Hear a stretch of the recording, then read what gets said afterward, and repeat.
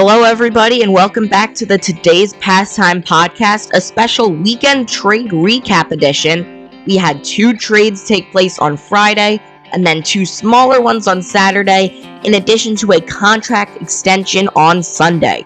We had Gregory Soto being traded to the New York Mets, and Ryan McMahon being traded to the New York Yankees on Friday, and then Randall Grichuk being traded to the Royals, and Ahmed Rosario also being traded to the Yankees on Saturday. Also, Seth Lugo signed a contract extension with the Royals on Sunday night. We have a lot to talk about in this one, so let's get right into it. Let's start with the Gregory Soto trade, because that's the one that happened first chronologically, and the full trade is Gregory Soto to the Mets, and the Orioles are getting right-handed pitcher Wellington Arocena, who is the Mets' number 19 prospect, as well as an unranked prospect, right-handed pitcher Cameron Foster. Gregory Soto will now be joining his 4th major league team, as he started his career in Detroit, where he played the first 4 seasons of his career, and then went to the Phillies and finally the Orioles for the second half of 2024 and beginning of 2025. This year for the O's, he has been solid, as he has a 3.96 ERA in 45 appearances. The 2-time All-Star has a 3.34 expected ERA this year, which shows that he's been lucky all year as well. He is striking out almost 11 batters per 9 innings, while walking just about 4 batters per 9, which is his real kryptonite, especially versus righties. In return, the Orioles received Wellington Arocena, a right-handed pitcher who's currently at low A, and this year at St. Lucie for the Mets, he has made 8 starts as well as 9 relief appearances, and in those 17 games pitched, he has a 2.38 ERA, so he's been very solid so far this year. He was a new addition to the Mets' top 20 prospects with the most recent update from MLB Pipeline. The other prospect the Orioles received is another right-handed pitcher, reliever Cameron Foster. Foster started the year for the Mets in Double-A, where he made 19 appearances out of the bullpen, and he was excellent, posting up a 1.01 ERA in 26 2/3 innings. On July 12th, he was promoted to Triple-A Syracuse, where he pitched 3 2/3 innings, making 1 start and 1 relief appearance, and he gave up 7 runs in those 3 2/3, causing him to be sent back down to Double-A. He will report to Double-A for the Orioles. Now let's get to the Ryan McMahon trade. So not long after the Gregory Soto deal, Ryan McMahon was traded from the Rockies to the Yankees for lefty Griffin Herring and righty Josh Grosz. I feel like there's been rumors about McMahon possibly going to the Yankees for years, and it finally happened this deadline.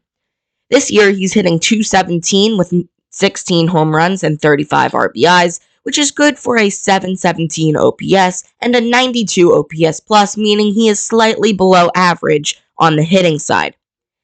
He definitely does have the Coors effect, though, as he has an .856 OPS in home games this year and only a .265 OPS on the road. However, his outs above average is in the 91st percentile according to Baseball Savant, so he is a very good defender at the hot corner. Also, when he makes contact, he hits the ball harder than almost anyone in the league. Jazz Chisholm Jr. has spent the most time at third base this year for the Yankees, but he was just moved off of third base to be the Yankees' second baseman, and with Oswaldo Cabrera on the injured list since May, Oswald Peraza has been getting a bulk of the playing time recently at third base, and he has just a .452 OPS this year, so this is definitely an upgrade at the hot corner for them.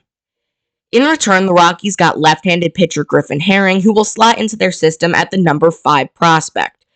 Herring was drafted just last year in the 6th round out of LSU, and this is his first year in professional baseball. He started the year at Single-A, where he made 8 starts, pitching to a 1.21 ERA, and then he was promoted to High-A in May, where so far he has made 8 starts and has had a bit less success, pitching to a 2.22 ERA, but he's still been solid. The other prospect the Rockies got was right-handed pitcher Josh Grosz, a 22-year-old who is now the Rockies' number 18 prospect. Grosz has spent the entire year at High-A this year in the Yankees farm system, where in 15 starts and 1 relief appearance, he has a 4.14 ERA in 87 innings. Moving on to Saturday, the Diamondbacks continued to sell as they traded Randall Grichuk to the Kansas City Royals.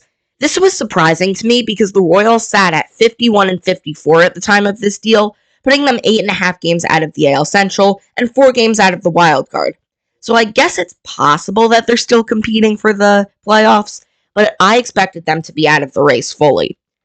However, they swung a trade for Grichuk, who so far this year is hitting .240 with 7 home runs and 22 RBIs, which is good for a .734 OPS, which puts him basically at league average for the D-backs this season. In return, the Diamondbacks received righty reliever Andrew Hoffman, who is an unranked prospect who spent most of his time this year at AAA, where he's pitched 32 games so far this year, pitching to a 2.25 ERA. He has made 3 appearances at the major league level this year, giving up 2 earned runs in 4 2/3 innings. The final trade we are going to talk about is the most insignificant of the 4, but I felt the need to mention it anyway, and it's Amed Rosario being traded from the Nationals to the Yankees. This year, Rosario has played 46 games for the Nationals, playing third base, second base, shortstop, and right field. In those 46 games, he is hitting .270 with a .736 OPS, which puts his OPS at 109, meaning he has been an above league average hitter this year for the first time since 2022 when he was with the Guardians. In return, the Nats got righty Clayton Beeter, who was their number 20 prospect, and outfielder Brown Martinez, an unranked prospect. Beeter is a reliever who made 3 starts in the lower levels of the minors as part of a rehab assignment, but has spent the majority of the year with AAA Scranton Wilkes-Barre, where in 18 appearances he has a 3.10 ERA. As for Martinez, he is still 18 years old and at rookie ball for the Yankees, and this year in 18 games he's hitting .404 with 3 homers for a 1.139 OPS. One more thing, it's not a trade, but it happened over the weekend, so I'm going to mention it anyway. Seth Lugo signed a contract extension with the Kansas City Royals. According to John Heyman, the contract is for around $46 million over 2 years, and it also includes a vesting option for 2028. This is big for the Royals. There was a lot of trade rumors surrounding the reigning Cy Young runner-up this trade deadline, but now he is staying in Kansas City for the foreseeable future, which is big for the Royals as he will be able to anchor that rotation. So that is a recap of all of the things that happened this past weekend. So if you enjoyed the video, please consider leaving a like and subscribing to my channel. As the trade deadline news keeps coming, I will be continuing to pump out content for you all. So I hope you're excited for that. Check out Around the Diamond Designs for awesome designs. The link is in my channel description. And I just added my Instagram to my channel description as well. So be sure to follow that. I've been making posts fairly often with different cards that are also on Around the Diamond Designs, but they're also there. They're themed posts. It's great. Once again, thank you so much for watching the video. I will see you in the next one. Peace!